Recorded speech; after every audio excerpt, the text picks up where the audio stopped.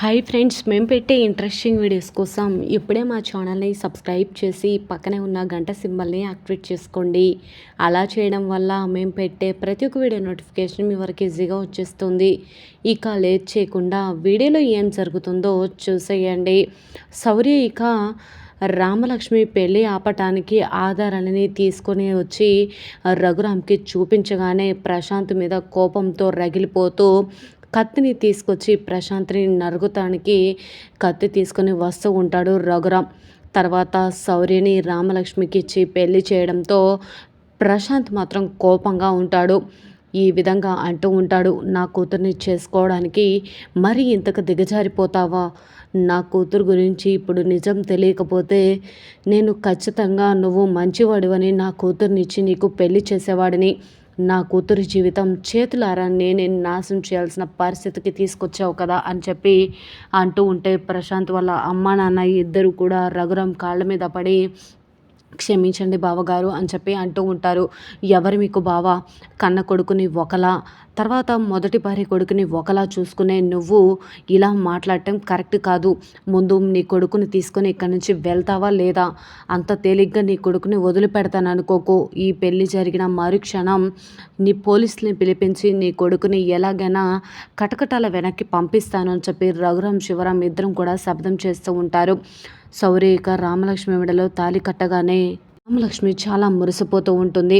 మరి నిజంగా ఆధారాలను తీసుకొచ్చిన శౌర్యని అర్థం చేసుకొని ప్రశాంత్ దుర్మార్గాన్ని తెలుసుకొని శౌర్య రామలక్ష్మిల పెళ్ళి రఘురామ్ చేయబోతున్నాడా? అసలు నిజంగా ఏం జరుగుతుంది తెలుసుకోవాలి అంటే ఈ వీడియో చివరి వరకు చూడండి ఫ్రెండ్స్. నచ్చితే ఒక లైక్ చేయటం మర్చిపోకండి. ఇక లేట్ చేయకుండా వీడియోలో ఏం జరుగుతుందో చూసేయండి. ఇకపోతే రామలక్ష్మికి ఆధారాలు దొరికాయని చెప్పి శౌర్య ఫోన్ చేస్తూ ఉంటాడు.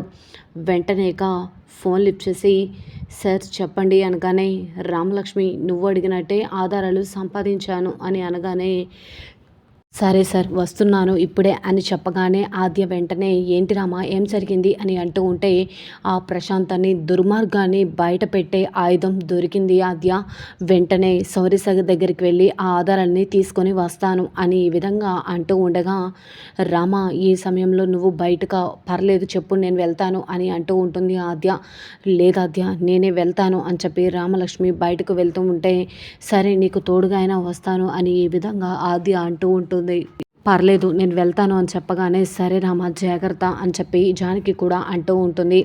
రామలక్ష్మి బయలుదేరి వెళ్తూ ఉండగా ప్రశాంత్ తన తల్లిదండ్రులతో ఇంటి ఎదురుగా వచ్చి కారులో దిగుతూ ఉంటారు. అది చూసి రామలక్ష్మి షాక్ అయిపోతుంది. వీళ్ళు ఇప్పుడే రావాలా? నేను సార్ దగ్గరికి వెళ్ళి ఆధారాలను ఎలా తీసుకొని రావాలి అని చెప్పి ఆలోచిస్తూ ఉంటుంది. వెంటనే అమ్మ రామలక్ష్మి అని చెప్పి ప్రశాంత్ వాళ్ళ అమ్మ నాన్న ఎదురుగా వచ్చి రామలక్ష్మిని మాట్లాడుతూ ఉంటారు. రామలక్ష్మి ఇక కోపంగా లోపలికి వెళ్ళిపోతుంది. ఏంటి వదిన అనగానే రామలక్ష్మి కొంచెం సిగ్గుపడుతుందిలే వదిన అని చెప్పి ఈ విధంగా అంటూ ఉంటే సరే అని చెప్పేసి అందరూ కూడా లోపలికి వెళ్ళిపోతారు. పెళ్లి పనులు ఎంతవరకు వచ్చాయి వదిన అని చెప్పి ఈ విధంగా జానకిని ప్రశాంత్ వాళ్ళ అమ్మ ప్రమీల అడుగుతూ ఉండగా అన్ని పనులు పూర్తయిపోయి వదిన ఇక అందరం కలిసి గుడికి బయలుదేరడమే అనగానే అవునా నా కోడలి కోసం నేను మంచి చీరను తీసుకొచ్చాను. ఆ చీరనే రామలక్ష్మి ఇక కట్టుకొని కూర్చుంటే బాగుంటుంది అనగానే సరే వదిన అలానే అని చెప్పి ఈ విధంగా అంటూ ఉండగా వెంటనే రామలక్ష్మి దగ్గరకు జానకి ఇక ప్రమీల తెచ్చిన చీరను తీసుకొని వస్తుంది.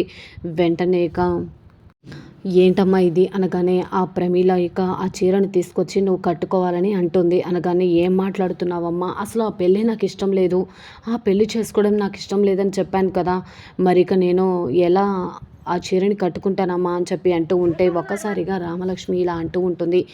జానకి ఇలా అంటూ ఉంటుంది. సరేనమ్మా వదిలే అని చెప్పగానే ఇక ఆద్య ఇప్పుడు ఎలా ఆధారాలను తీసుకురావాలి రామా?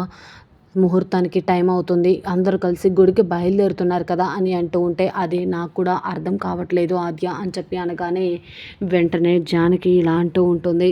సరే రామలక్ష్మి మీ నాన్నగారు వస్తే కోపడతారు, ముందైతే నువ్వు రెడీ అవ్వమ్మా అనగానే చాలా బాధపడుతూ ఉంటుంది. అమ్మ వద్దమ్మా అని చెప్పి అంటూ ఉంటే పర్లేదు రామలక్ష్మి ఏదైతే అది అవుతుంది, ముందైతే రెడీ అవ్వు అని చెప్పి రామలక్ష్మిని జానకి ఆద్య ఇద్దరు కలిసి రెడీ చేపిస్తూ ఉంటారు.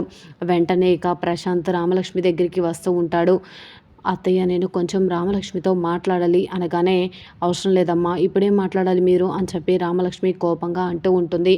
ఏమైంది, నువ్వు నాకు కాబోయే భార్యవి కదా, ఒక 2 నిమిషాలు మాట్లాడితే తప్పేముంది అనగానే వెంటనే ఆది కూడా సరే పెద్దమ్మ బయటికి వెళ్దాం పదండి అని చెప్పి ఆది అలాగే జానకి ఇద్దరు కూడా బయటకు వెళ్ళిపోతారు. వెంటనే ఇక రామలక్ష్మి ఏంటి చెప్పు అని అంటూ ఉంటే వెంటనే ఇలా అంటూ ఉంటుంది. నేనే నిన్ను పాడు చేయాలనే విషయం నీకు తెలిసిందని నాకు తెలుసు.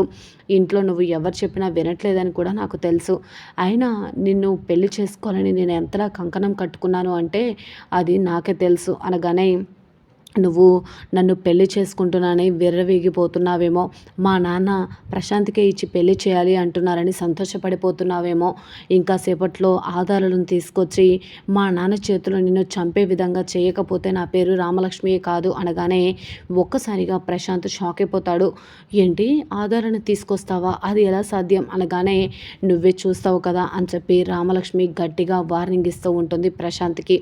ఏది ఏమైనా సరే ఆ శౌర్యగాడు నిన్ను పెళ్లి చేసుకోవడానికి ఒప్పుకోడు, నీ మెడలో తాళి కట్టడు, నాకు మాత్రమే నిన్ను పెళ్లి చేసుకోవడానికి అవకాశం ఉంది అని చెప్పి ఈ విధంగా అంటూ ఉంటాడు ప్రశాంత్.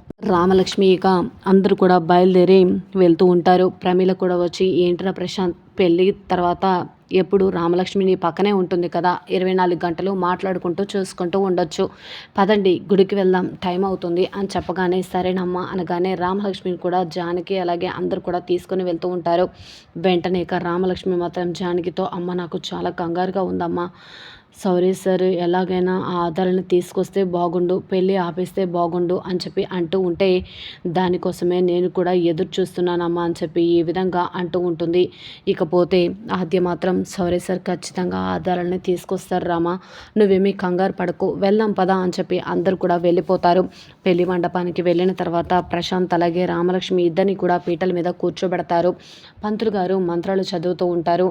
శివరాం అలాగే పార్వతి ఇద్దరు కూడా కన్యాదానం చేయడానికి సిద్ధంగా ఉంటారు. రఘురామ్ మాత్రం చాలా కోపంగా ఉంటాడు. వచ్చిన జనం అందరూ కూడా పలకరిస్తూ ఉంటారు. ఒక్క కూతురు పెళ్ళి ఇలా గుడిలో చేయడం ఏంటయ్యా అని చెప్పి అడుగుతూ ఉంటే రఘురామ్కి ఏం మాట్లాడాలో అర్థం కాక అలానే తల దించుకొని పోతాడు. వెంటనే ఇక ఈ విధంగా అంటూ ఉంటాడు ప్రశాంత్, ఏంటి రామలక్ష్మి ఇంకా ఆ శౌర్యగాడు వచ్చి నీ పెళ్ళి ఆపేస్తాడని అనుకుంటున్నావా, అది ఎప్పటికీ జరగదు అని ఈ విధంగా అంటూ ఉంటే ఏం మాట్లాడాలో అర్థం కాక అలానే ఉండిపోతారు. ఇక చూస్తే ఏం జరుగుతుందో అర్థం కాక అలానే ఉంటే ఈ విధంగా అంటూ ఉంటుంది జానకి. రామలక్ష్మి కంగారు పడుకో అనగానే, పెళ్ళి ఆపండి అని చెప్పి శౌర్య ఇక ల్యాప్టాప్ తీసుకొని వస్తాడు. ఏంట్రా నువ్వెందుకు వచ్చావు ఇక్కడికి అని చెప్పి శివరాం అంటూ ఉండగా రఘురామ్, ఆగు శివరాం అని చెప్పి అంటూ ఉంటే, సరే అని చెప్పి శివరాం పక్కకి తప్పుకుంటాడు. వెంటనే ఇక రఘురామ్ దగ్గరికి వచ్చి ల్యాప్టాప్లో ఉన్న ఆధారాలను చూపించగానే ప్రశాంత్ మీద కోపంతో రగిలిపోతూ ఉంటాడు. మరి ప్రశాంత్ మీద ఆ తప్పుడు పని చేసిన ప్రశాంత్ని రఘురామ్ ఏం చేయబోతున్నాడు, తన కూతుర్ని శౌర్యకి ఇచ్చి పెళ్లి చేస్తే రామలక్ష్మి సంతోషపడుతుందని, మరి తన కూతురు జీవితం కోసం తన సంతోషం కోసం రఘురామ్ ఇక ఏ నిర్ణయం తీసుకోబోతున్నాడు, తప్పు చేసిన ప్రశాంత్కి ఏ శిక్ష విధించబోతున్నాడు అనేది చూడాల్సిందే.